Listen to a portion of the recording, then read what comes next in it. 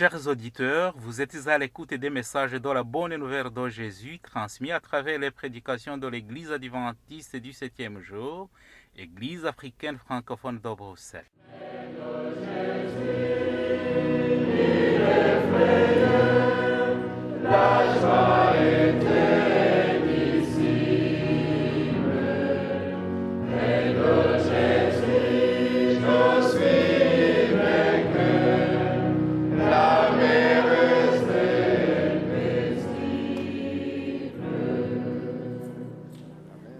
C'est ainsi qu'a commencé la bonne nouvelle de Jésus-Christ, le Fils de Dieu.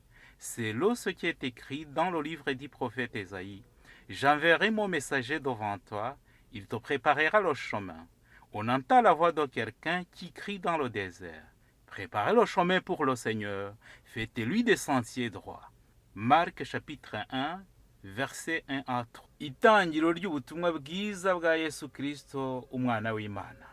Nk'uko byanditswe n'umuhanuzi Yesaya, ngo nuko ndenda gutuma integuza yanjye mbere yawe, izatunganya inzira yawe. Ijwi ry'urangurira mu butayu, ati nimutunganye inzira z'Uwiteka, mugorore inzira ze. Mariko igice cya mbere, umurongo wa mbere kugeza ku wa gatatu.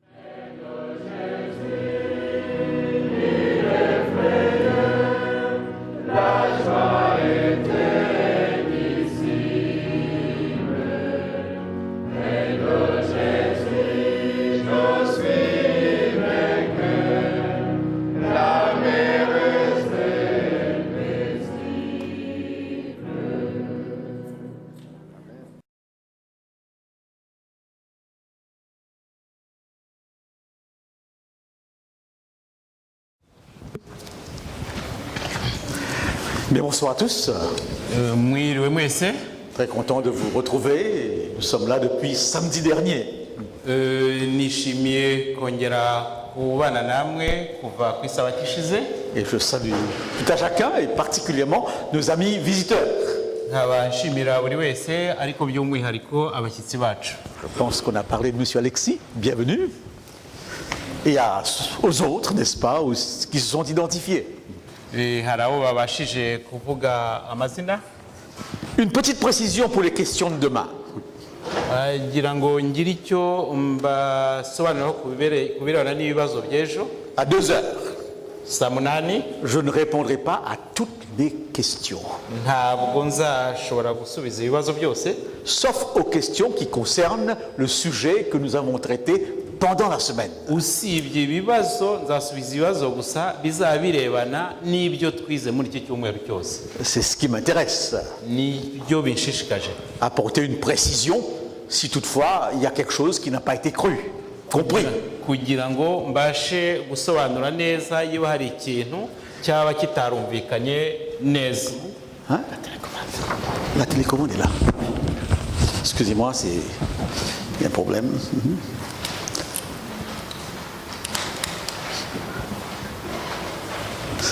Bref, on verra bien.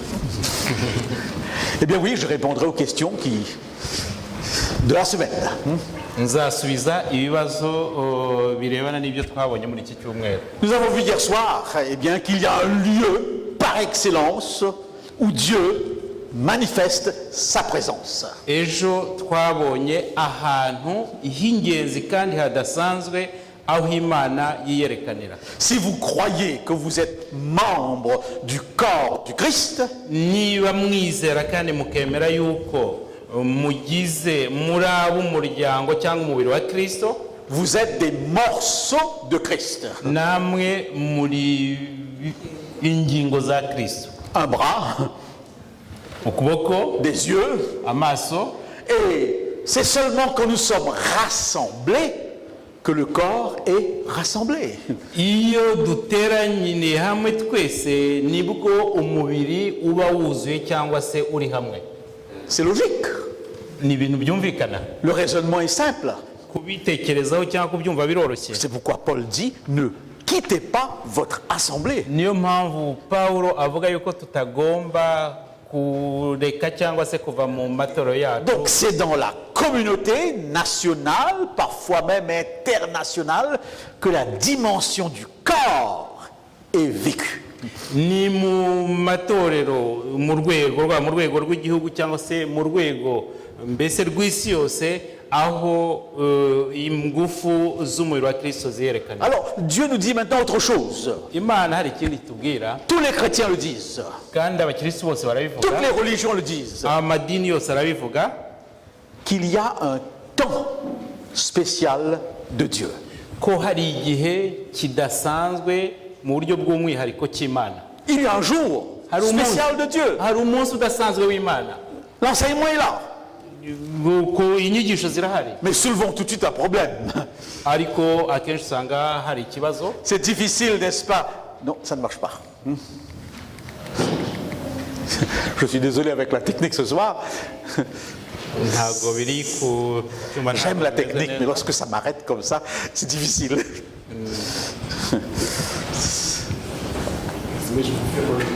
Vous allez faire vous-même? Je vous fais signal comme ça?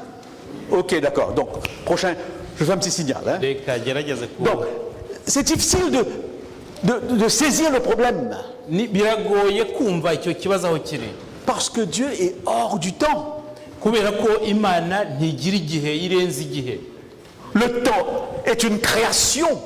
Imana niyo yaremye igihe, Le temps appartient à la création. kandi igihe nacyo kiri mu bintu byaremwe. Mais Dieu est au-delà de la création. Imana ikaba irenze cyangwa iri hejuru y'ibiremwa byose. C'est pour cette raison, quand nous parlons, nous devons quand même toujours nous rendre compte qu'on peut dire des choses, mais on ne peut pas tout dire. Niyo mpamvu iyo tuvuga tugomba kumva yuko hari ibintu dushobora kuvuga ariko hakaba n'ibindi tudashobora kuvuga. Les chrétiens disent tous qu'ils vont passer leur vie dans l'éternité. Abakirisi bose bavuga yuko bazamara igihe cyangwa ibihe mu ahantu ubudapfa cyangwa se ahantu hatagira iherezo. Expliquez-moi l'éternité. Ni ukuri? Expliquez-moi l'éternité. Mumbabarire munsobanurire igihe cyose cyangwa se igihe kidashira. Faites-moi un dessin de l'éternité. Iteka ryose Vous ne pourrez pas. ntabwo ushobora kubisobanura. Je ne peux pas concevoir l'éternité.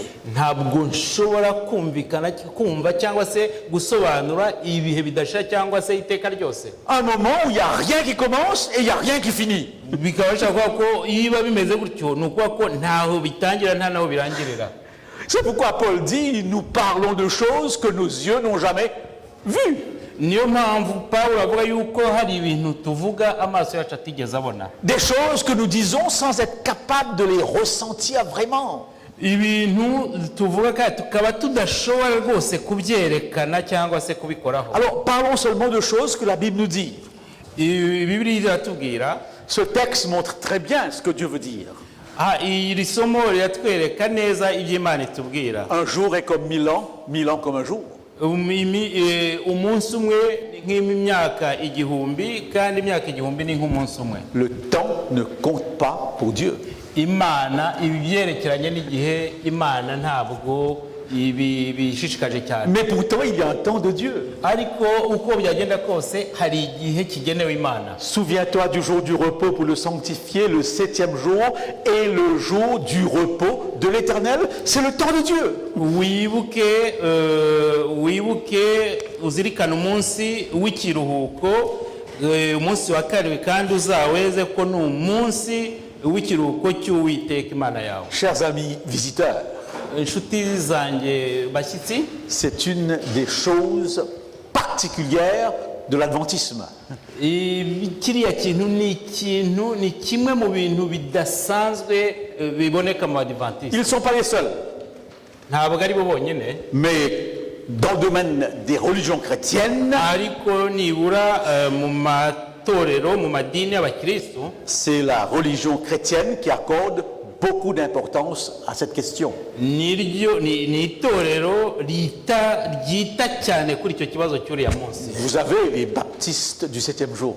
Muzasanga ababatista cyangwa se idini ry'ababatista naryo rifite cyangwa risenga ku isabato. Aux États-Unis, j'ai vu une église pentecôtiste du 7e jour. Muri Leta Zunze Ubumwe za Amerika nabonye idini ry'abapentekote naryo riruhuka ku munsi wa karindwi. Et vous avez le monde juif qui gardent le sabbat. nanone twaba dufite bariya bayahudi nabo bakomeza uriya munsi w'isabato. Le 7e jour, je vous fais remarquer une chose. umunsi wa karindwi ndagira ngo ngire icyo mbabwira, C'est quelque chose que Dieu va créer. ni ikintu ni umunsi Imana yaremye. La création ne se termine pas le 6e jour, la création se termine le 7e jour. Imana iremye isi ntabwo yarangije ku munsi wa gatandatu, ahubwo yarangije ku munsi wa karindwi. C'est quelque chose que Dieu ajoute à tout ce qu'il a fait pendant 6 jours. Ni uriya munsi wa karindwi ni ikintu Imana yongereyeho mu bintu byose yari yaremye mu minsi itandatu yari irangiye. J'étais à l'Institut catholique de Paris Nari ndi i Paris muri kiriya kigo et je cy'abagatolika, suivais un cours. J'aime bien aller suivre des cours, ni isomo nakurikiraga n'importe où. aho ariho hose. Nkunda gukurikirana amasomo cyangwa nkunda kwiga Là où ça m'intéresse. Là où ça m'intéresse. aho mbona binshimishije. Et là, il y avait un professeur Allez. jésuite hari umuprofeseri wo mu muryango w'abajesuite qui a dit ceci. yavuze ariya magambo. Le sommet de la création, ce n'est pas l'homme. navuga ngo aho Imana yarangirije kurema ntabwo ari ku muntu, Mais le sabbat. ahubwo ni isabato. On a tendance à croire que c'est l'homme le sommet de la création. Abantu bakunze kwibwira yuko Imana yarangirije kurema irema umuntu. L'homme n'est pas le centre de la création. Umuntu ntabwo ari we Imana yarangirijeho kurema cyangwa se yashingiyeho Il kurema. a une place importante, Nibyo afite umwanya w'ingenzi, mais ce n'est pas le top. ariko ntabwo ari we ufite umwanya wo hejuru. L'homme est béni, Umuntu yahawe mais le umugisha, sabbat est béni et mis à part. isabato nayo yahawe umugisha kandi ishyirwa iruhande ku buryo bw'umwihariko. Donc l'homme vit orienté vers le sabbat. Umuntu akabaho yerekezwa cyangwa se Imana imwerekeza ku isabato. Le point important, Ikintu cy'ingenzi c'est que les 6 jours de travail sont tournés vers le 7e. ni uko iminsi yose, iriya minsi yose y'irema cyangwa y'akazi yose igenda yerekeza ku isabato. C'est encore un autre théologien catholique qui le dit. Nanone ni umuntu w'umugatolika wabivuze. Nous devons nous souvenir du sabbat, compter les jours dans la perspective du 7e. Ni ukuvuga ko tugomba kwizihiza cyangwa kwizirikana isabato kandi kuko tubara iminsi yose, kuko tugomba kubara iminsi yose tuyerekeza ku wa karindwi. La meilleure définition du sabbat que j'ai eue est de Jean-Paul II, le pape. Igisobanuro cyiza kurenza ibindi nabonye ni icyatanzwe na Papa Jean Paul wa kabiri. Il a écrit un petit livre intitulé Le jour du Seigneur. Yanditse agatabo gato akita umunsi w'Uwiteka. Parce qu'en Europe, Kubera ko mu Buraya on va peut-être à la messe le dimanche matin, hari igihe abantu bajya mu misa ku cyumweru. je dis peut-être, Ndavuze ngo hari igihe parce que les églises sont vides. kubera ko insengero zirimo ubusa. Ensuite, c'est la plage.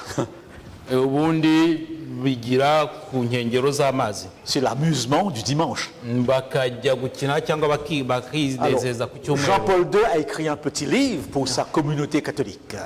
Uriya Jean Paul yanditse agatabo kandi akandikira abakirisitu be, Où il essaye d'expliquer ce que ça signifie un jour pour le Seigneur. aho yagerageje gusobanura iby'uriya munsi w'Uwiteka. Alors il commence par expliquer le sabbat Nibwo yatangiye asobanura isabato, dans le récit de la création. kandi abisobanura ayitwaje cyangwa se yifashishije ririya remwa ry'isi. Alors il dit quelque chose ici qui me frappe. Hari ikintu avuka cyankoze ku mutima. Eh bien oui, ça marche pas. Oui. Qui me frappe, c'est une expression constitutive et indispensable du rapport de Dieu avec l'homme. Ni kuko iriya sabato ni ikintu kiri hariya gikomeye kandi gihuza Imana n'umuntu. Il dit, c'est une question d'identité. Ni nk'irangamuntu. Je suis émerveillé par cette définition. buriya busobanura buranshimisha cyane. Malheureusement pour moi, malheureusement pour nous, Bon, usibye ko kuri jyewe cyangwa kuri twebwe, après avoir si bien expliqué le sabbat, tumaze gusobanukirwa neza cyangwa gusobanurirwa neza isabato, il va dire que l'Église l'a transféré au dimanche. uriya mupapa amaze gusobanura neza ibyerekeranye isabato, niho yavuze yuko itorero rye ryafashe isabato riryimurira ku C'est cyumweru. l'Église qui, de par sa propre autorité, a transféré ce jour. Ni itorero cyangwa ni idini ry'abagaturuka ku bushake n'ububasha bwaryo ryafashe isabato rihindura ku Et nous cyumweru. disons en tant qu'adventistes, non, la Bible ne le dit pas. Nk'abadivantisite twebwe turavuga ngo ibyo ntabwo ari byo kubera ko Bibiliya atari byo ivuga. Jésus observait le sabbat pas parce qu'il était juif, Yesu yubahirizaga isabato ntabwo yayubahirizaga kubera ko yari umuyahudi, parce que le sabbat, dit-il, a été fait pour l'homme. kubera ko nk'uko Yesu abyivugira ubwe isabato yabereyeho yabayeho ku bw'abantu. Je vais faire une remarque importante. Ndagira ngo mbabwire ikintu cy'ingenzi. Peut-être que je vais vous choquer. Peut-être que parfois je vais vous choquer. Choquer. Yenda hari igihe byabahungabanya. Lundi, j'avais un jeune Roumain qui était venu à la conférence. Ku munsi wa kabiri dutangiye hari umusore uva muri Rumaniya wari waje hano. Il boitait, il avait des béquilles. Yari afite yagendaga acumbagira, yari afite imbago. C'était un de mes étudiants. Yari umwe mu banyeshuri banjye. Je vois un cousin de ma femme là, j'ai fait un petit signe. C'était un de mes étudiants. Yari umwe mu banyeshuri banjye. Il a fait son mémoire, sa thèse sur la question, la différence entre le sabbat adventiste et le sabbat juif. Mu nyandiko yakoze yarangizaga amasomo ye yanditse ku itandukaniro ry'isabato nyasabato n'isabato y'abayahudi. Voilà son sujet. Ibyo yanditse. Et qu'est-ce qu'il a fait? Yakoze iki? Il a été voir le rabbin, le grand prêtre juif à Genève. Yagiye kureba umutambyi mukuru w'umuyahudi i Genève. La meilleure façon de savoir la différence est de poser la question à un juif. Kuko yashaka kubaza kumenya itandukaniro kandi akabaza ikibazo umuyahudi. Ou alors aller observer.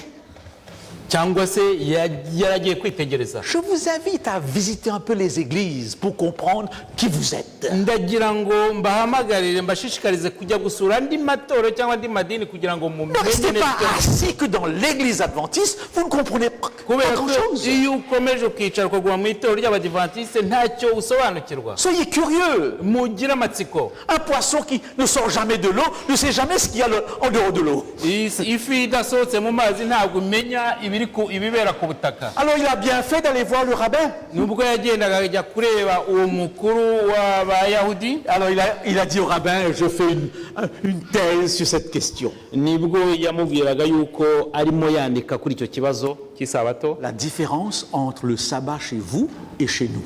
Itandukaniro ry'isabato yanyu mu bayahudi n'isabato iwacu mu adventiste. Écoutez la réponse du rabbin. Mwumve icyo umukuru w'abayahudi yamubwiye. Réfléchissez sur cette réponse. Kandi icyo gisubizo mu gitekerezeho. Il lui a dit, c'est pas la peine de faire une thèse là-dessus. C'est pas la peine. Aravuga ati ntabwo ari ngombwa kwirirwa wandikaho igitabo. Pour vous adventistes, kubera ko kuri mwebwe abadivantiste le sabbat est une journée de réunion. Kubera ko mwebwe isabato ni umunsi wo guhura. Dans certaines églises adventistes, ça commence à 9h du matin, ça finit à 9h le soir. Kubera ko mu matorero amwe y'abadivantiste isabato itangira saa 3 za mu gitondo ikarangira none saa 3 z'ijoro. Je mens? Ndabeshya? C'est ça? Niko bimeze. Réunion, réunion, réunion, réunion. Amateraniro.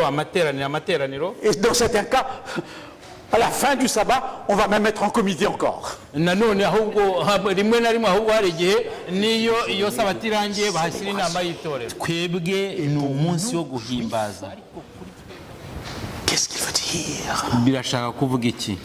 Vous voyez bien la nuance. Là. Murumva itandukaniro, Réunion, uniquement réunion, iteraniro cyangwa se guhura de 9h à 1h, kuva saa tatu ukaba wageza de saa 2h saba à 5h. cyangwa se ukava saa munani ukageza saa Et kumi quand on n'imwe, entre à la maison le soir, wagera imuhira nimugoroba, tous nous disons, heureusement demain c'est dimanche. noneho twese ugasanga turavuze ngo ngo ni byiza ngo nibura ejo ni ku cyumweru. Vrai ou faux? Nibyo cyangwa si byo? Alors je pose la question, est-ce que le sabbat est repos ou c'est dimanche le repos? Noneho nkaba nababaza ikibazo, ni ku isabato niwo munsi w'ikiruhuko cyangwa ni ku cyumweru umunsi w'ikiruhuko? Ça nous fait sourire. Birabasekeje, Mais réfléchissez. ariko mubitekerezeho. Comment se fait-il que nous entrons à la fin du sabbat fatigués mentalement alors que c'est le jour du repos? Ni gute twarangiza isabato tunaniwe mu mutwe kandi ari umunsi w'ikiruhuko? Est-ce que nous l'observons comme il faut ce sabbat? Mbese isabato tuyubahiriza nk'uko bigomba? Les juifs, si vous avez un ami juif, dites-lui de vous inviter un vendredi soir dans sa famille pour comprendre comment il fait son sabbat. Niba mufite inshuti y'umuyahudi, muzagerageze kumusaba abatumire kuwa nyuma nimugoroba murebe ukuntu bitegura cyangwa bubahiriza isabato. C'est pas une affaire de synagogue. Ntabwo ari ibintu byo mu masinagogi, C'est une affaire familiale. ni ibintu bireba bakorera mu muryango. On commence avec la famille. Noneho bigatangira mu muryango. Et il récite ce poème à chaque commencement de sabbat. Noneho bakavuga kiriya gisigo cyangwa uriya muvugo buri gihe iyo batangiye Viens mon bien-aimé, ngo mukundwa wanjye ngwino, au devant de ta fiancée, uze imbere y'umugeni wawe, au devant du sabbat imbere y'isabato que nous allons recevoir. tugiye kwakira. Sois la bienvenue, Urakaza neza, couronne de ton époux, ikamba ry'umugeni wawe cyangwa ry'umugabo wawe, joyeux et allègre. ngwino wishimye kandi umeze neza, Viens fiancé, viens fiancé. ngwino mugeni, ngwino mugeni. Comment le sabbat est appelé ici? Comment? Vous avez suivi le poème? Mwakurikiye iriya Viens, mon nyandiko kiriya bien-aimé. gisigo, ngwino mukundwa C'est qui le wanjye. bien-aimé là? Umukundwa ninde? C'est qui? Ninde? C'est qui?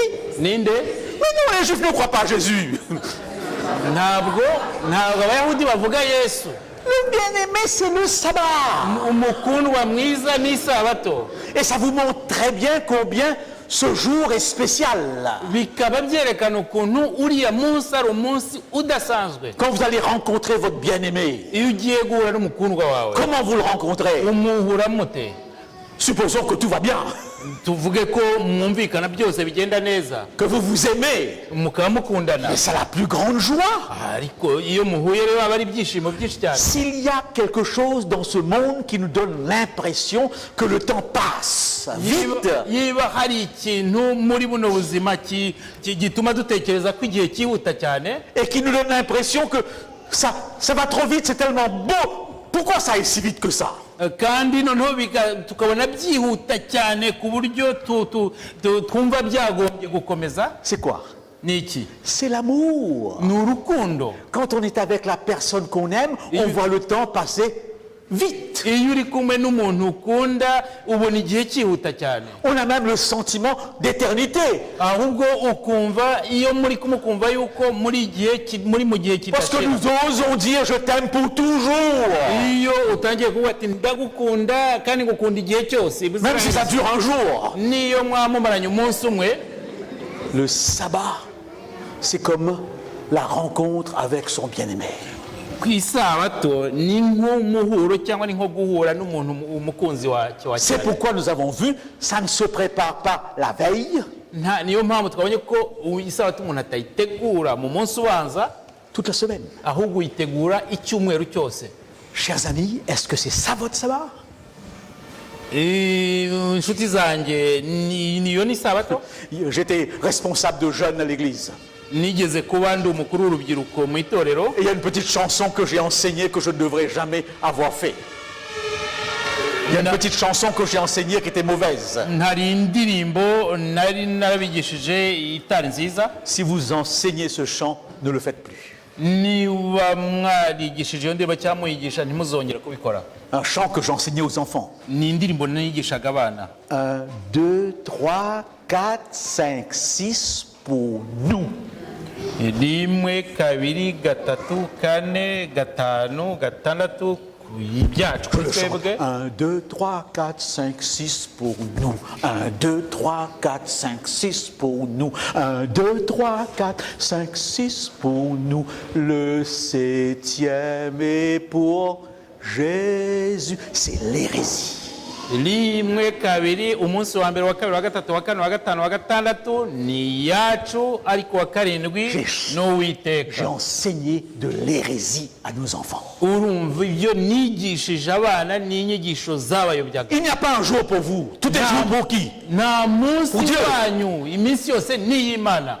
Et le 7e est encore plus pour lui que pour vous. Noneho kandi umunsi wa kane ukaba birengeje kuba uwayo kurenza uko uwacu. J'aime prêcher dans les églises africaines. Nkunda kubwiriza mu matorero agizwe Les n'abanyafurika églises antillaises. cyangwa se ava amatorero agizwe n'abantu Parce qu'on arrive mu biriya birwa, et on me dit, c'est sabbat.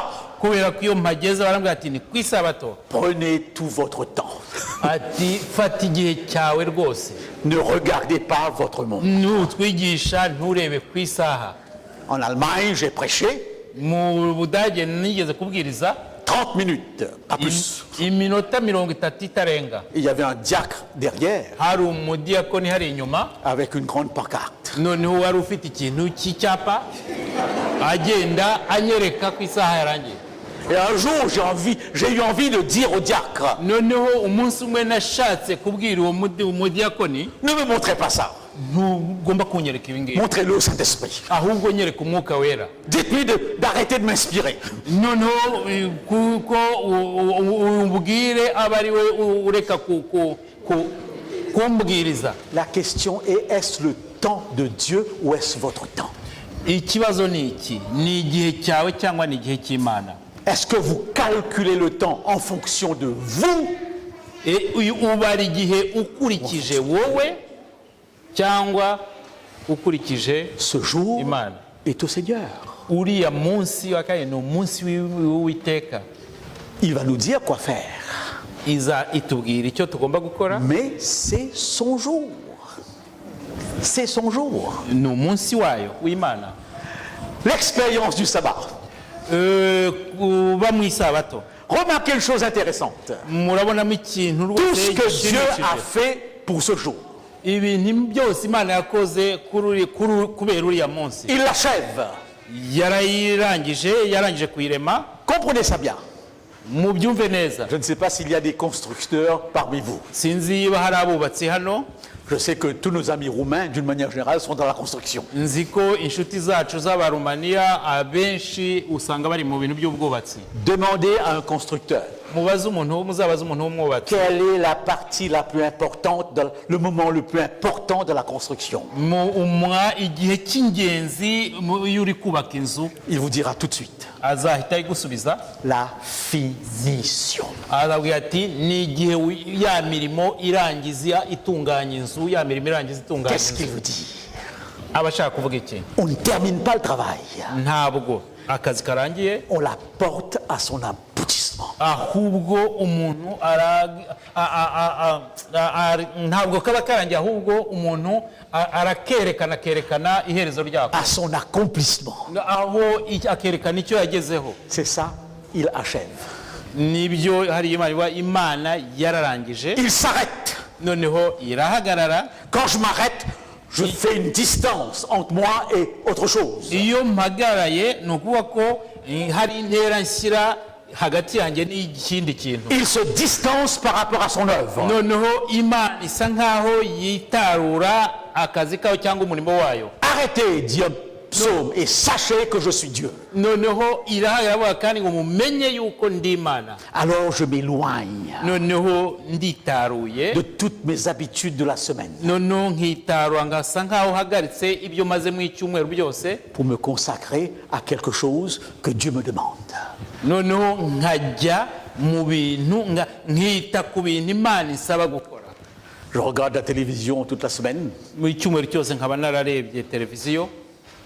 Le sabbat, ça ne m'intéresse pas.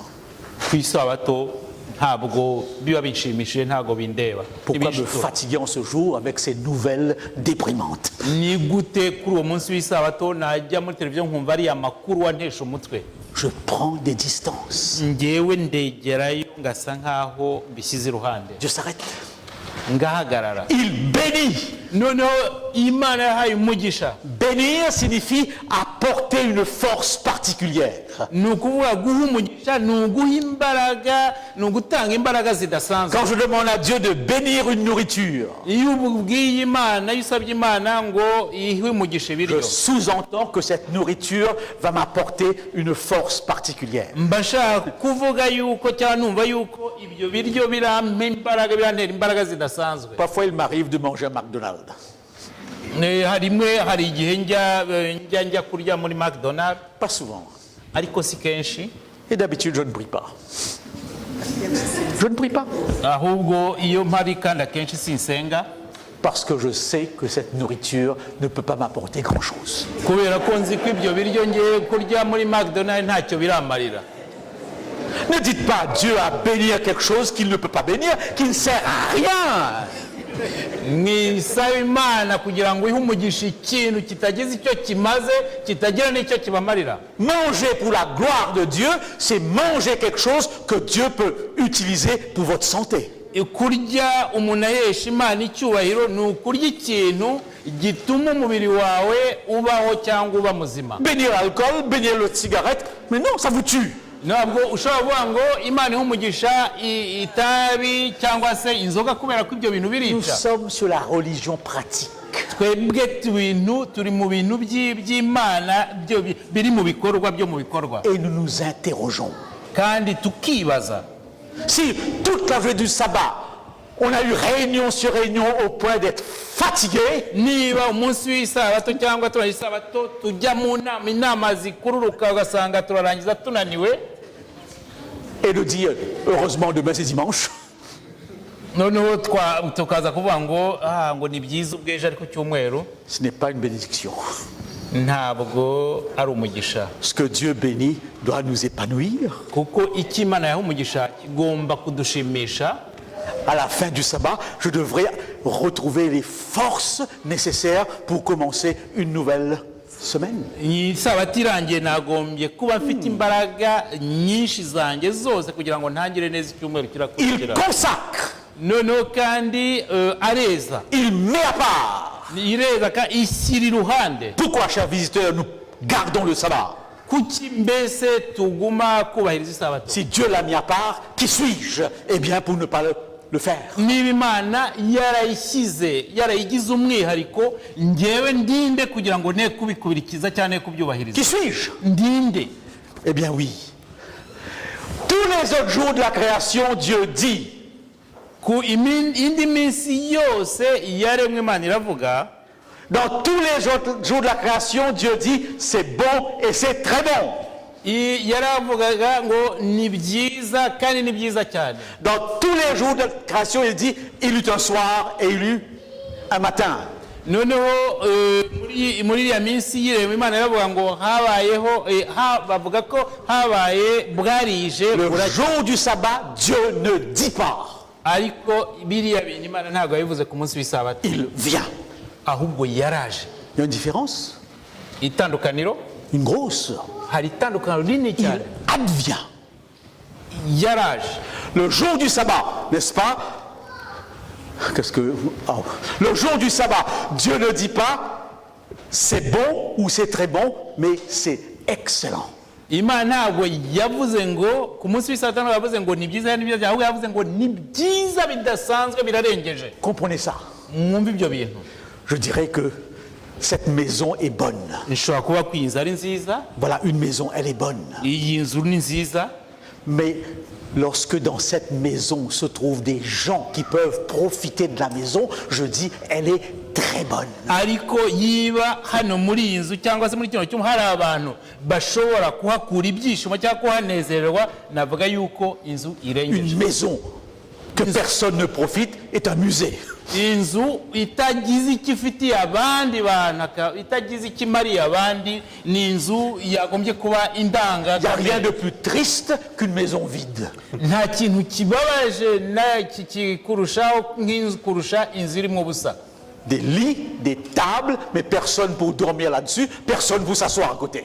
hakaba hari ibitanda, hari ameza, hari intebe, ariko nta muntu uhari kugira ngo abiryameho cyangwa ayicare. La maison devient excellente lorsque c'est fait pour la gloire de Dieu. inzu rero iba nziza mu buryo bw'igitangaza burengejeho iyo yubatswe cyangwa iriho ihesha Imana icyubahiro. Il y a des gens dans ce monde hari abantu muri ino si qui font des choses bonnes. bakora ibintu byiza, Je dirais même très bonnes, navuga ko ndetse bakora ibintu byiza cyane, mais pas excellentes. Pas excellentes. ariko ntabwo Parce ari que ce ikirenga, n'est pas fait pour la gloire de Dieu. kubera ko mu kubikora ntabwo babikoza bashaka guhesha Imana icyubahiro. Il y a bien des gens qui s'occupent des malades hari abantu benshi usanga bita ku barwayi, dans un élan humanitaire. ugasanga rwose bari kubikorana umutima mwiza wo gutabara. Mais Mère Teresa, que vous avez déjà connue, hari uriya bita Mère Teresa mwamenye, s'occupait des malades pour la gloire de Dieu. yitaga ku barwayi cyangwa se ku babaye ahesha Imana icyubahiro. Vous avez vu la nuance? murumva itandukaniro. Eh bien oui. Troisièmement, il n'est pas dit il eut un soir, il eut un matin, parce que le sabbat signifie qu'on entre dans l'éternité. ni ukuvuga kuri uriya munsi w'isabato nta none ntabwo bigeze bavuga ngo burira buracya, kubera ko isabato iyo winjiye mu isabato uba winjiye mu gihe kidashira. Lorsque Paul dit entrer dans le sabbat, il fait allusion à ce moment où nous allons entrer dans l'éternité. Le sabbat sera éternel. niyo Pawulo avuga ngo twinjire mu munsi wo ku isabato, abashaka kuvuga cyangwa se yerekana ukuntu twinjiye mu gihe kidashira, kuko tuzaba mu bihe bidashira. Je n'aurai pas le temps de développer ça. ntabwo mfite igihe cyo kugira ngo Il ne faut pas vous mbicukumbure. fatiguer sur la doctrine de la Trinité. ntabwo twakirirwa dutinda cyane ku nyigisho z'ubutatu C'est butagatifu extrêmement bwera, difficile kubera ko birakomeye cyane si on veut discuter théologiquement. niba abantu dushaka kubijyaho impaka cyangwa kubiganiraho mu buryo bwimbitse bw'iyobokamana. La Trinité veut tout simplement dire ceci. ubutatu bwera bushatse gusobanura gusa Dieu est un dans la diversité. Imana nimwe kandi nimwe mu buryo bukwiriye mu bandi bunyuranye. Pour qu'il y ait relation, il faut au moins qu'il y ait deux personnes. kugira ngo habe umubano cyangwa habe isano hagomba nibura abantu barenze umwe. Mais la meilleure relation lorsqu'il y a un minimum de trois. ariko noneho kugira ngo uwo mubano cyangwa iyo sano ibe nziza, irusheho kuba nziza, hagomba nibura abantu batatu. Michael, que je connais très bien, aime le divine. Michael nzi cyane akunda divine. Ils sont mari et femme. ni umugabo n'umugore. Quand Michael dit à Ludivine, je t'aime, iyo Michael abwiye divine ati ndagukunda, c'est peut-être vrai, ahari byaba ari ukuri, c'est peut-être faux. ashobora ariko no kubabeshya. Ça peut signifier ce que j'aime chez toi, c'est ce que tu trouves en moi.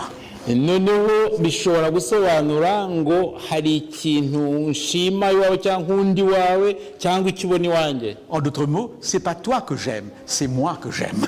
ni ukuvuga ko mu yandi magambo ni ko yiba ntabwo ari wowe nkunda, ahubwo ni njye wikunda, kuko nkunda icyo kintu njyewe nshaka kukubonamo. Et je voudrais être ce que je suis, mais en toi.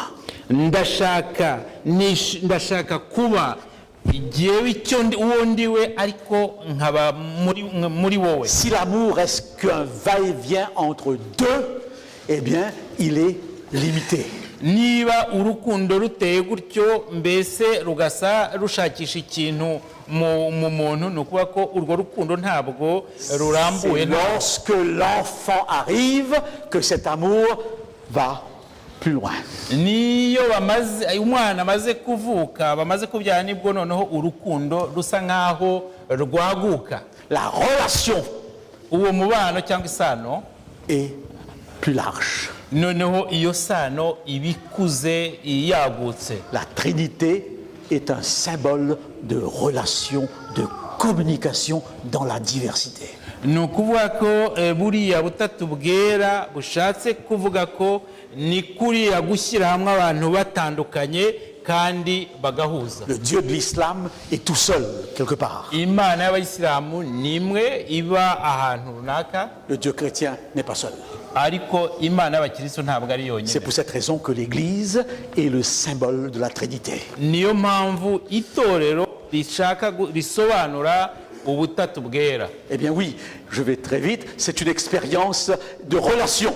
ni itorero ni ahantu abantu higanje umubano cyangwa J'aime cette se expression d'un théologien. nkunda ariya magambo yavuzwe n'umuntu wigisha cyangwa wazobereye mu La by'iyobokamana. création est faite pour le sabbat, il faut apprendre à vivre shabbatiquement. ni ukuvuga ko iremwa ryabereyeho isabato, ni ukuvuga ko twagombye kwiga kubaho mu buryo bw'isabato. J'ai travaillé 8 ans au Cameroun nakoze imyaka 8 muri Cameroun, et j'ai beaucoup lu sur la philosophie africaine nasomye byinshi ku birebana n'imitekerereze y'abanyafurika pour comprendre la mentalité africaine. kugira ngo numve imico yabo. On peut comprendre une mentalité en vivant avec les gens, wakumva imico usobanukirwa n'imico y'abantu iyo ubabamo, mais on peut lire aussi des ouvrages. ariko ushobora no gusoma ibitabo. C'est difficile de définir le temps. biragoye kugira ngo urondore igihe cyangwa se usobanure igihe. Si vous faites la philosophie occidentale, vous aurez des chapitres et des chapitres pour vous expliquer qu'est-ce que le temps. ariko noneho usomye ibitabo by'i Buraya uzabona ibintu byinshi bisobanura igihe. C'est en Afrique que j'ai compris. ni muri Afurika nabimenyeye cyangwa nabyo nabisobanukiwe Par une histoire. mpereye ku Un blanc est en train de marcher. umuzungu yari arimo agenda, Il voit un vieil Africain souvent en Afrique. nk'uko tubibona cyane muri Afurika. Et là, il est comme ça. noneho yayifashe atya. Pour le blanc, c'est un paresseux noneho umuzungu wamubonaga yabonaga ari umunebwe qui perd son temps. uri guta igihe. C'est comme ça qu'il raisonne. nuko abazungu batekereza. Alors le blanc s'approche et dit, que fais-tu? noneho umuzungu nibwo yamwegeraga avuga ati uri gukora iki? Oui, que fais-tu? uri gukora iki? Et l'Africain répond, je fabrique du temps. noneho uwo musaza w'umunyafurika aravuga ati jye ndimo nkora igihe. Avez-vous déjà vu une industrie où on fabrique du temps? mwigeze mubona uruganda bakoramo igihe? Le blanc ne comprend pas. umuzungu ntabwo yigeze abibona. Il ne comprend jamais. ntabwo azanigera Parce qu'il nabyumva. faut tout expliquer. kuko mu bazungu baba bashaka ko ibintu byose Alors il bisobanuka. dit, comment tu fabriques du temps? noneho aravuga ati wowe urimo urema igihe Et gute? il répond, nibwo yamusubizaga je pense aux événements de ma vie. ati ndimo ntekereza ku bintu byambayeho mu buzima bwanjye. Dans la philosophie africaine, le temps égale événement. kubera ko mu bitekerezo mu mico y'abanyafurika igihe bishatse gusobanura cyangwa babihuza n'ibintu Il n'y a byabaye. rien de plus vrai que cela. nta kintu cy'ukuri kurenza ibyo ngibyo. Qu'est-ce que la mort? urupfu ni iki? C'est lorsqu'il n'y a plus d'événement. ni uko nta kintu kiba kigikorwa cyangwa kigihari. Vous ne pouvez plus penser à un événement. ntabwo ushobora gutekereza Complètement. ku kintu iyo wapfuye. Oui ou non? nibyo cyangwa si byo? Vous dites parfois, le temps passe vite. rimwe na rimwe mujya muvuga ngo igihe kirirukanka. Comment vous le savez? ubibona ute? C'est que les événements passent très vite. ni uko ibintu biba bihita cyangwa se Un événement n'est pas terminé, qu'on pense déjà quoi? À l'autre. igihe ikintu kiba kitari cyarangira uba watangiye gutekereza ku kindi. Quand vous pensez à hier, à quoi vous pensez? iyo utekereje ejo hashize utekereza iki? Aux événements. ubutekereza ikintu cyahabaye. Hier j'ai fait, hier j'ai été.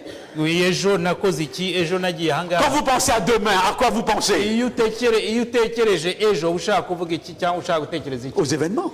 Utekereza ku kintu Et kizaba. l'Africain n'a pas été à l'université, mais il savait de quoi il parlait. Uriya musaza ntabwo yari yarigeze ajya muri kaminuza ariko yari azi ibyo avuga. Alors la question est la suivante. Ikibazo rero ni iki ngiki. Les 24 heures du sabbat Amasaha 24 y'isabato ressemblent aux 24 heures de la semaine.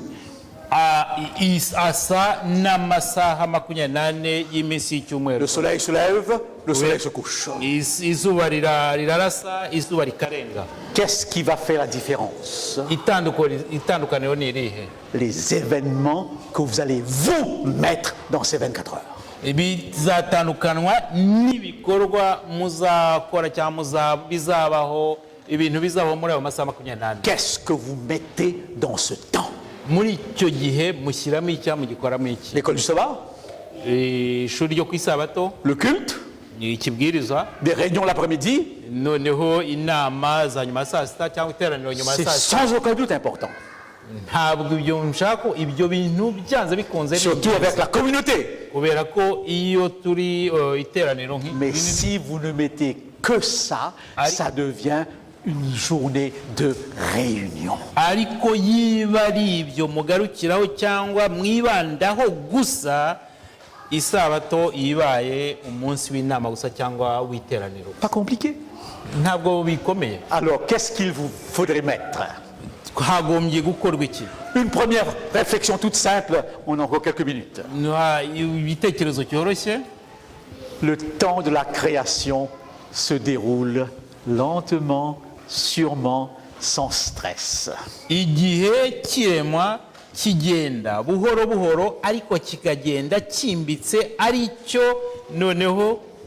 Vous qui vivez maintenant en Europe, Mwebwe ubu muba hano mu Buraya, vous savez ce que c'est que le stress. muzi ibintu byo guhangayika cyangwa se kwirukanka, guhora wirukanka. Parfois en Afrique, on n'est pas très conscient de ça. Muri Afurika ntabwo ibyo bintu Surtout dans les villages. cyane cyane iyo utangiye gukura. On se lève avec le soleil, on se couche avec le soleil. Ubyuka izuba ricanye, noneho rirashe, noneho ukaza kuryama rirenze. On vit au rythme de la nature. Mbese umuntu abaho cyangwa abaho akurikije uko ibintu bimeze cyangwa se On n'est jamais pressé. ntabwo kuhuzagurika On n'a wihuta même pas le cyane. téléphone pour nous réveiller. Ntabwo ushyiraho telefone kugira ngo uze Et gukangura pour sonner toute la journée. cyangwa se ngo yirirwe guhamagara buri munsi wose. Comme me disait un jour un Africain. Nk'uko umunsi umwe umunyafurika yabivugaga, Pourquoi tous ces blancs courent comme ça? indwo yavuga ati bariya bazungu kuki bahora birukanka, Ils n'arriveront pas avant moi à la fin de l'année. ati ibyo ari byo byose ntabwo bazigera barangiza umwaka mbere yanjye.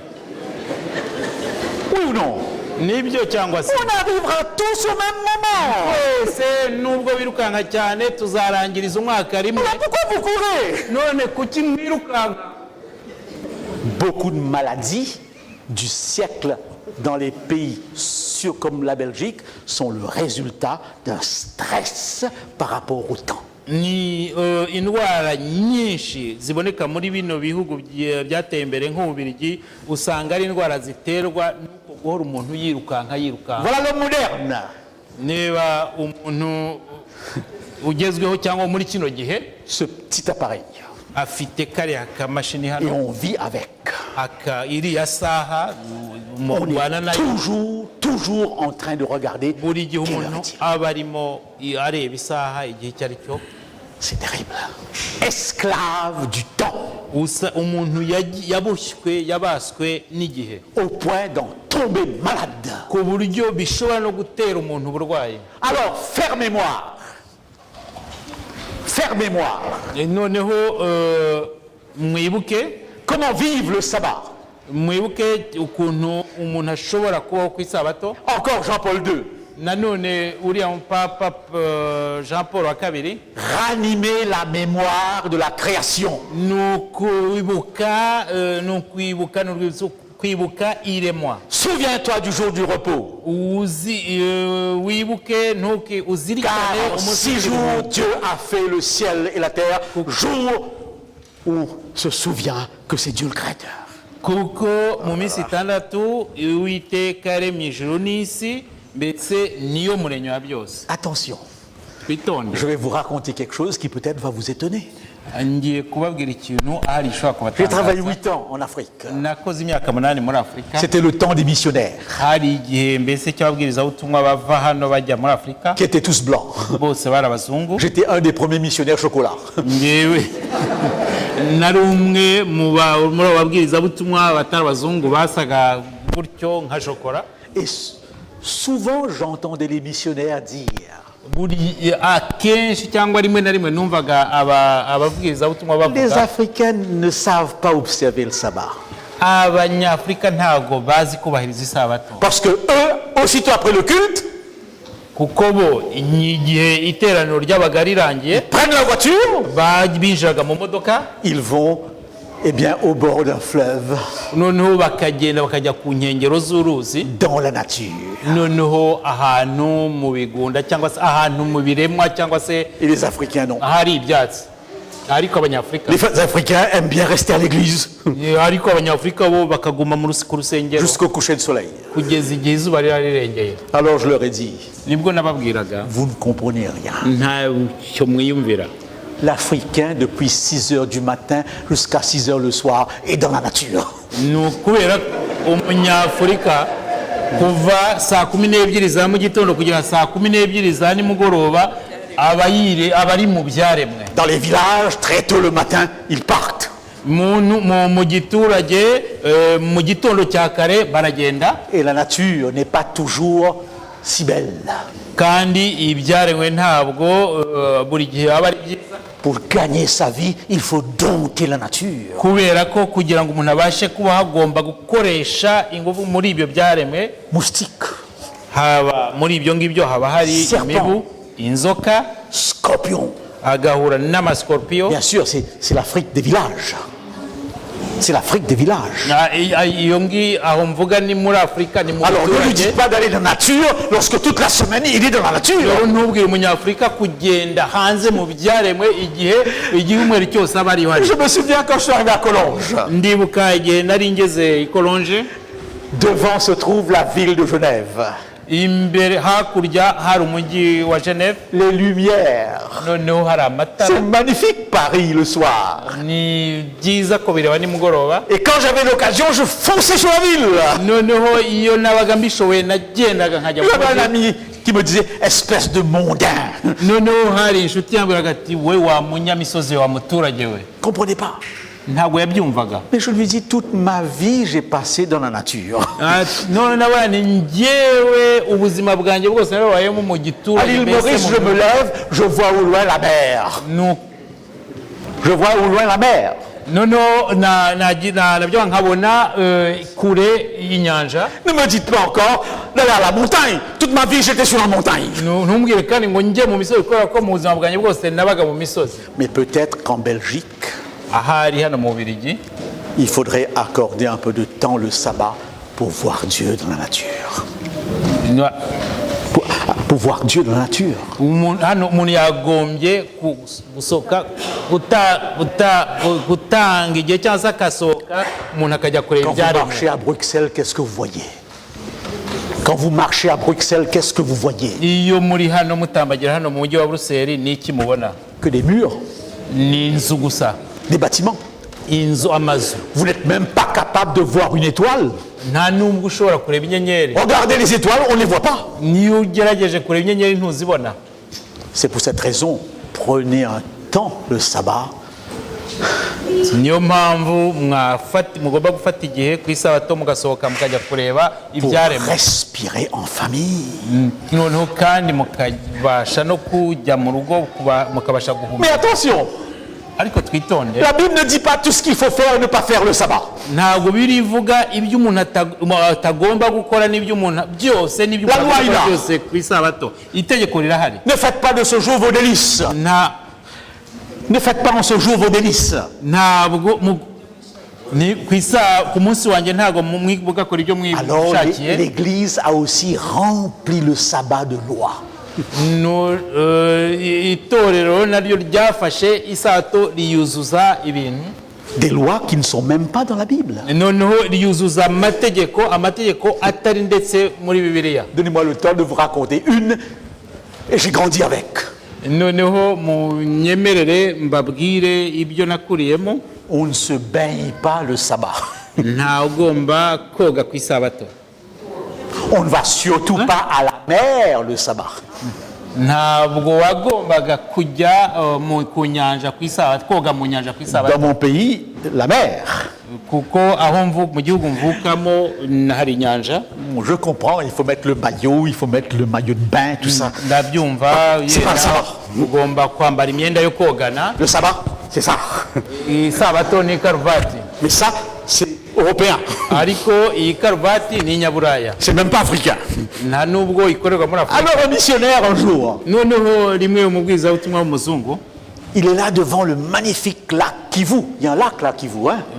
noneho rimwe yari aho ngaho ku Kivu, Il ku voit kiyaga cyiza, il voit un autre missionnaire noneho abona undi avec mubwirizabutumwa son maillot de bain, yambaye imyenda yo kogana, avec tous ses appareils de plongée. noneho yambaye afite na biriya bikoresho bituma yibira mu mazi. Il lui dit, où vas-tu? noneho nibwo yamubajije turajya he. Quel exemple que tu donnes aux Africains. noneho urwo rugero uri gutanga, urwo ni urugero cy'uri guha Le abanyafurika. samedi, on ne met pas tout ça pour aller à la mer, à l'eau. ntabwo umuntu ku isabato ushyiramo ibyo kugira ngo Lui, il avait une cravate. we rero wari ubivuga, we yari afite Il ikaruvati, avait son appareil photo. we yari afite ni Alors, icyuma cyo gufotora. l'autre lui dit, mais toi, où vas-tu?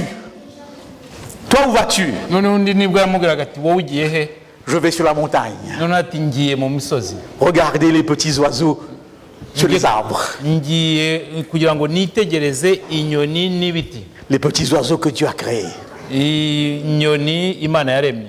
Et l'autre qui dit, noneho undi nibwo yamubwiraga, moi, je vais dans l'eau regarder les petits poissons. noneho ngewe ngiye mu mazi kugira ngo njye kureba udufi dutoya, Et ces petits poissons, c'est Dieu qui les a créés. kandi n'utwo dufi duto ni Imana yaturemye. Et pour voir les petits poissons, il faut entrer dans l'eau. kandi kugira ngo ubashe kubona utwo dufi ugomba kujya mu mazi. Je veux seulement vous dire, icyo nashaka kubabwiraho, réfléchissez. mutekereze, Il y a tellement de contradictions dans notre comportement. hari ibintu byinshi bivuguruzanya mu myitwarire yacu. Voilà la leçon toute simple. ni isomo ryoroshye. Eh bien oui, qu'est-ce que je fais en ce jour? ku isabato ngomba gukora iki? Je continue très vite. reka nkomeze Et là, nibuka. je ne vais pas m'attarder parce que le temps passe tellement vite. ntabwo mbitindaho kubera ko igihe Oui, kiri frère Edouard me kwihuta. dit, prenez votre temps. C'est sabbat, on prend le temps. nshaka kuvuga ngo mfate igihe cyanjye kuko ari ku isabato. J'entends dire parfois, c'est pour les juifs. hari igihe inshuro nyinshi numva bavuga ngo biriya ngo bireba abayahudi. Tu ne feras aucun ouvrage, ni toi, ni ton fils, ni ta fille, ni ton serviteur, ni ta servante, ni ton bétail, ni l'étranger qui est dans tes portes. Ce n'est donc pas pour les juifs. ntukagire umurimo wose ukoraho, wowe ubwawe cyangwa umuhungu wawe cyangwa umukobwa wawe cyangwa umugaragu wawe cyangwa umunyamahanga wawe iwanyu. hariya rero ntabwo ari umuyahudi ubwirwa gusa. Attention, je ne vais pas vous choquer. mwitonde kandi simbaca intege kubera ibyo ngiye kubabwira. La Bible parle des eunuques. Ibi Bibiliya ivuga inkone. Jésus en a parlé. Yesu nawe yarabivuze. Il y avait un Éthiopien qui était un eunuque. hari umunya-Etiyopiya wari inkone. C'est le premier converti au christianisme. yabaye uwa mbere w'umunyamahanga wihanye akaza mu akemera Kristo. Un gay. Un gay. Vous ne connaissez pas l'expression? Oui, on la connaît. ni umutinganyi. umutinganyi. Je pense que vous savez de quoi je parle. umutinganyi murumva icyo nshaka kuvuga. Bien sûr, on l'a forcé à le devenir. nuko bamushyizeho ingufu kugira ngo abe byo. Aujourd'hui encore, uyu munsi nanone on discute sur ces gens. Ont-ils une place dans l'église? baravuga bati abantu bajya impaka bariya abantu, abagabo bashaka abandi bagabo cyangwa abagore bashaka abandi bagore bafite umwanya mu rusengero. Car ainsi parle l'Éternel.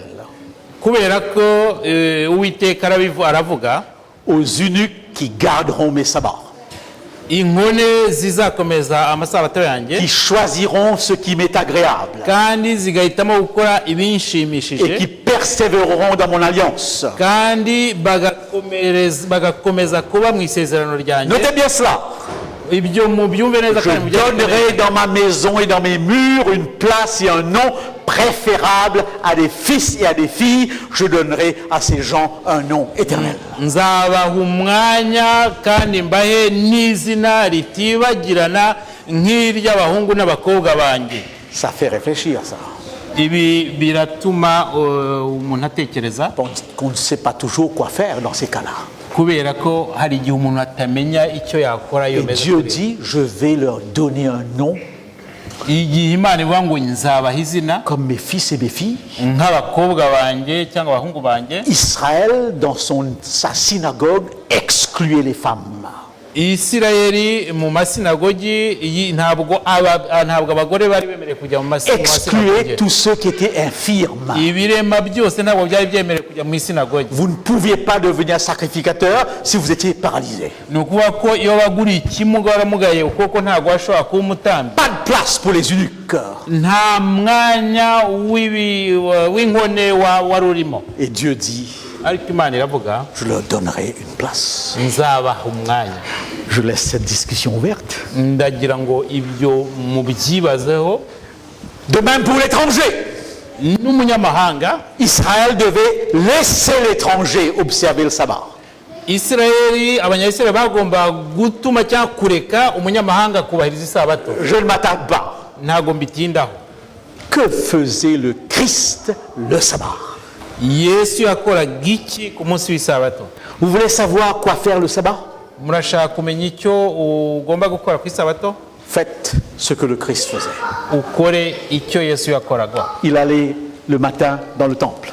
Mu gitondo yajyaga mu rusengero mu isinagogi. Et durant tout le reste de la journée, Ikindi gihe gisigaye cyose cyo ku isabato il guérissait. yarakizaga. C'est le jour où le Christ a fait le plus grand nombre de guérisons. Ni umunsi w'isabato niwo munsi Yesu yakijijeho abantu benshi. Surtout des guérisons de libération. Kandi akaba yarabakizaga cyane abo batura. Car ce jour est appelé à nous libérer. Kubera ko uriya munsi duhamagarirwa kubaturwa. Je n'ai pas le temps. Là, je ne pourrais pas, parce que c'est trop long. Nta gihe mfite. Nous sommes des adventistes qui accordons beaucoup de place à la santé, oui ou non? Tura abadivantiste duha umwanya uhagije ubuzima. Dans les hôpitaux, en Afrique, au Rwanda, il y a beaucoup d'hôpitaux adventistes. Mu Rwanda cyangwa se n'ahandi muri Afurika hari ibitaro cyangwa amavuriro menshi y'abadivantiste. Il y a une chose que les adventistes ont oubliée. Hari ikintu abadivantiste bibagiwe. Le sabbat Isabato n'est pas seulement un jour pour s'occuper des malades, ntabwo ari umunsi wo kwita ku barwayi gusa, c'est aussi un jour pour s'occuper de la création. ni n'umunsi wo kwita ku byaremwe. C'est ce qu'on appelle l'écologie. Nicyo bita ibintu by'ecologie twavuga mu kinyarwanda. Bon, Ibintu navuga ko ibintu by'ibimera cyangwa se by'umwuka ibintu. c'est un gros problème dans notre société actuelle. Ni ikibazo gikomeye mu buzima bwo muri iyi minsi. Je suis à la retraite. Ndi mu zabukuru cyangwa ndi mu kiruhuko Je me cy'izabukuru. permets de dire beaucoup de choses. Nkaba nshobora kuvuga ibyo nshaka byose Parce qu'on ne pourra pas me transférer. kubera ko batazanyimura. Je suis à la retraite.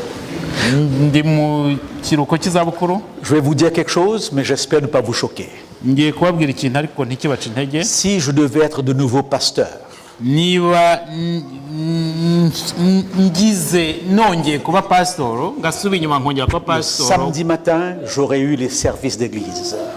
ku isabato mu gitondo nakorerana inama cyangwa se nateranye ibyiciro byose Le by'itorero. samedi après-midi, Noneho ku isabato nimugoroba j'aurais encouragé l'église nashishikariza itorero à inviter des non-adventistes à manger à leur table. noneho bagatumira abantu batari abadivantiste bakaza gusangira. Et le samedi après-midi, j'aurais jamais hésité Kandi ku isabato nyuma ya saa sita ntabwo nashidikanya cyangwa se de prendre quelques jeunes ntabwo nashidikanya gufata abasore bamwe pour aller quelque part à Bruxelles nkabashishikariza kujya ahantu hano i Buruseli dans un espace sale et pollué ahantu hari umwanda ubona handuye qui affecte la création de Dieu. noneho handuza ibiremwa by'Imana. Et avec ces jeunes, j'aurais nettoyé. noneho abo basore nkababwira tukahatunganya. En faisant cela, nkora ibyo ngibyo le maire dirait utegeka uyu mujyi yavuga les adventistes de samedi sont un service pour la communauté. yavuga ngo abadivantiste b'umunsi wa karindwi bakorera abaturage. J'étais à Tahiti. nari ndi muri Tahiti Et je m'occupais des jeunes. nitaga ku rubyiruko. On a fait un camp sur la montagne. twakoze inkambi ku musozi 300 jeunes. hari abasore 300. Le soir, la pluie est tombée terriblement. noneho nimugoroba imvura yaraguye cyane. Comme nous étions sur la montagne, on n'a pas été inondés. nk'uko rero twe twari hejuru ku musozi ntabwo inkangu zatugezeho. C'était un vendredi soir. hari kuwa nyuma nimugoroba. Le samedi matin, la ville était inondée. ku isato mu gitondo umujyi wose wari warengewe n'amazi. Même ma voiture qui était garée dans la ville était recouverte d'eau. n'imodoka yanjye nari nasize aho mu mujyi nayo yari yarengewe n'amazi. J'ai discuté avec les chefs. nuko naganiraga n'abari bahagarariye abo Qu'est-ce qu'on basore fait? ndababwira nti turakora iki. L'école du sabbat, le culte là-haut? noneho tujye hariya dukomeze tugire ishuri ryo ku isabato noneho tujye mu kibwiriza hano hejuru Sur la y'umusozi. montagne où on est tout près de Dieu? noneho kuko turi hejuru y'umusozi ubwo twegereye Imana. On est descendu dans la ville. twaramanutse tujya mu mujyi 300 jeunes. abasore 300. On a été voir le maire. twagiye kureba uwategekaga On lui a umujyi. dit ceci. nibwo twamubwiraga Voilà. Nous sommes là. turi hano Qu'est-ce qu'on peut faire dans cette situation? muri bino mu bihe bimeze gutya twakora iki. Alors le maire nous a donné des pelles, des balais nuko uwo mutegetsi w'uwo mujyi aduha ibitiyo aduha amasuka pour guérir la ville, pour guérir la nature qui avait été affectée. kugira ngo dukize uwo mujyi turwaneho uwo mujyi dutabare uwo mujyi dutabare ibyaremwe byaho byari byanduye cyangwa se Et byarengewe. aider des personnes dont la maison était sale, kandi couverte d'eau. dufashe abaturage amazu yabo yari yarengewe kandi yuzuye amazi. On a eu le culte le soir. hanyuma twasenze nimugoroba. Dans le journal le lendemain, on avait ce titre.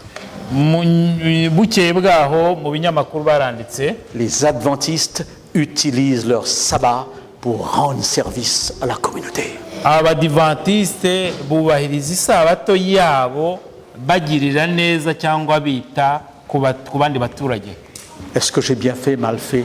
À vous de réfléchir. nakoze neza icyo gihe cyangwa nakoze nabi, ibyo ni mwebwe bwo kubitekerezaho. Au Canada, muri Canada où la neige tombe, ahari biriya bya neige nyinshi, où il faut tout le temps déneiger, ugomba buri gihe kuzikuraho constamment. buri gihe. Mon voisin était vieux. umuturanyi wanjye yari umusaza. À chaque fois que le samedi matin, je le voyais en train de déneiger. igihe cyose ku isabato mu gitondo iyo nabonaga arimo yegezaho izo neige, Avant d'aller au culte, mbere yo kujya gusenga j'allais le voir. nagiye Et kumureba je l'aidais à déneiger. noneho nkamufasha gukuraho izo neige zirunze iwe. Ne dites pas que je travaillais, ntimuvuge ko nakoraga, dites que je rendais service. ahubwo muvuge yuko nari ndi gufasha Et je le ferai encore aujourd'hui. kandi n'ubu nabikora. Qu'est-ce qu'on fait le sabbat? ni iki tugomba gukora ku isabato? Occupez-vous de la création. mwite ku byaremwe. J'ai pas le temps de développer ça. Dans un séminaire, on pourra en parler. ntabwo mfite igihe cyo kugira ngo mbitindeho cyane. Eh bien oui, je passe très vite. reka ngerageze kwihuta. Ça, c'est Nicolas Hulot. Vous avez entendu parler de lui. uriya ni uwitwa Nicolas Hulot. C'est le ministre de l'écologie. ni umuminisitiri ureba wita ku bintu voilà, wita ku bidukikije. urakoze. Regardez ce qu'il a dit. murebe ibyo yavuze. Les chrétiens sont les gens les mieux placés pour s'occuper de la création. abakristu nibo bantu bari mu mwanya mwiza cyangwa bafite umwanya mwiza wo kwita ku bidukikije cyangwa ku byaremwe. Pour 3 raisons. Kubera impamvu eshatu. La croyance que c'est Dieu qui a créé la création. Kubera ko bizera ko ari Imana yaremye. Donc on s'occupe des affaires de qui? De Dieu. Kuvuga ko bita ku bintu by'Imana. Deuxième raison. Impamvu ya kabiri. L'éternité. Igihe kidashira. De nouveaux cieux et une nouvelle terre. Ijuru rishya n'isi nshya. Et troisièmement, icya gatatu, puisqu'ils savent comment convertir, kubera ko bazi uburyo les églises sont bihanisha, aptes à changer la mentalité que le gouvernement. Kubera ko itorero cyangwa se itorero rishobora guhindura imitekerereze y'abantu kurenza uko leta yabikora. Alors donc je termine. Kandangize. Qu'est-ce que je dois, quel temps est le sabbat? Quel est le temps du sabbat? Igihe cy'isabato ni ikihe? Un temps de partage. Ni igihe cyo gusangira. Pas avec les adventistes seulement, mais avec aussi les autres. Ntabwo ari ugusangira n'abadiventiste gusa, we no gusangira n'abandi. Deuxièmement, icya kabiri, un temps de bonté. Ni igihe cy'ubwiza cyangwa se cy'umutima mwiza. Un temps d'amour pour les autres. Ubuntu. Surtout les plus démunis. Ukagirira ubuntu abantu babatindinya kujya. Troisièmement, icya gatatu, un temps pour la famille. Kandi ni igihe naro cyo kwita ku muryango. Quatrième temps, icya kane, un temps de convivialité. Ni igihe cyo guhura gusabana. Cinquième temps, ikintu cya gatanu, un temps pour la création. Igihe cyo kwita ku byaremwe. Un temps de joie.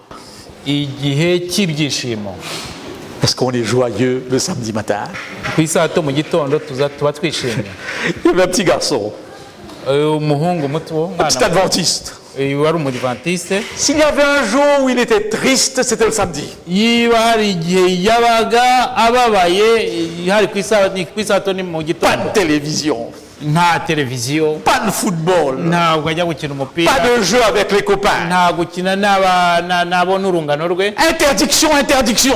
Bamubuza ibintu n'ibindi. Quand je riais le samedi, ma grand-mère me disait, on ne rit pas le samedi. Iyo nasekaga ku isabato, nyogoko yarambwiraga ngo ntawe useka ku isabato. C'est pourquoi beaucoup d'adventistes ont le samedi un visage de 50 cm.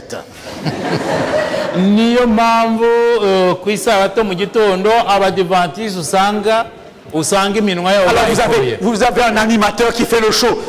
Dites-vous bonjour, saluez-vous, riez. Hari umuntu wari imbere uri kuvuga ati musuhuzanye, musenge, museke. Si on a besoin de quelqu'un pour nous pousser à cela, c'est que c'est pas naturel chez nous. Dukeneye umuntu utubwira ngo duseke twishime wako bitaturimo. Est-ce qu'on a besoin de quelqu'un pour me dire, saluez mon frère? Ukeneye umuntu kugira ngo akubwire ngo usuhuze mugenzi wawe. Ça devrait être naturel. Ibyo byagombye kuba ari ibintu. Alors le petit garçon, il était triste. Nuko uwo mwana muto yarababaye. Il savait pas quoi faire le samedi. Ntabwo yarazi icyo ashobora gukora ku isabato. Comme beaucoup de jeunes en Europe. Abasore benshi hano mu Buraya. Alors il est en train de marcher dans la forêt. Ubwo nibwo yagendaga mu ishyamba, arimo agenda mu ishyamba. Et il voit un âne. Noneho abona indogobe. Enfermé dans une grille. Yari yafungiraniwe ahantu. Il ne pouvait pas sortir. Itarashobora gusohoka. Il était là, derrière sa grille. Iri aho ngaho bayifungiraniye. Et il le regarde. Noneho arayireba. Et il lui dit, Nibwo yayibwiraga. je suis sûr que tu es un adventiste. Nibwo yayibwiraga ngo ntashidikanya wa ndogobe uri umudiventiste. Est-ce le jour de repos? Le jour de joie. Ni umunsi w'ikiruhuko, ni umunsi w'ibyishimo. Le jour où je suis heureux d'aller à l'église. Ni umunsi nezezwa no kujya mu rusengero. Heureux de rendre service à ceux Nkaba qui sont sur ma route. nshimishwa no kugira icyo marira abandi. Réfléchissez à tout ça ce soir. Ibyo byose mu bitekerezo muri uno mugoroba. Amen. Merci pour ce sabbat mis à part. Tugushimiye isabato wagize umwihariko. On l'a un peu mieux compris ce soir. Tugerageje kuyumva birushijeho muri uno mugoroba. Accorde à cette église le sens du sabbat. Iri torero urihe kusobanukirwa neza iki sabato isobanura. Que ce ne soit pas un sabbat pour nous surtout. ye kuba isabato iduherereyeho gusa, mais aussi un sabbat pour les autres. ahubwo itubera isabato twegera n'abandi. Ouvre nos yeux, Ufungura amaso yacu rends-nous sensibles kandi utume turushaho gutekereza pour savoir comment vivre un sabbat pour toi, pour nous et pour les autres. kugira ngo dusobanukirwe tumenye kuba mu isabato yawe yacu kandi isabato y'abandi. Au nom de ton Fils Jésus-Christ. Mu izina ry'umwana wawe Yesu Kristo. Amen. Amen.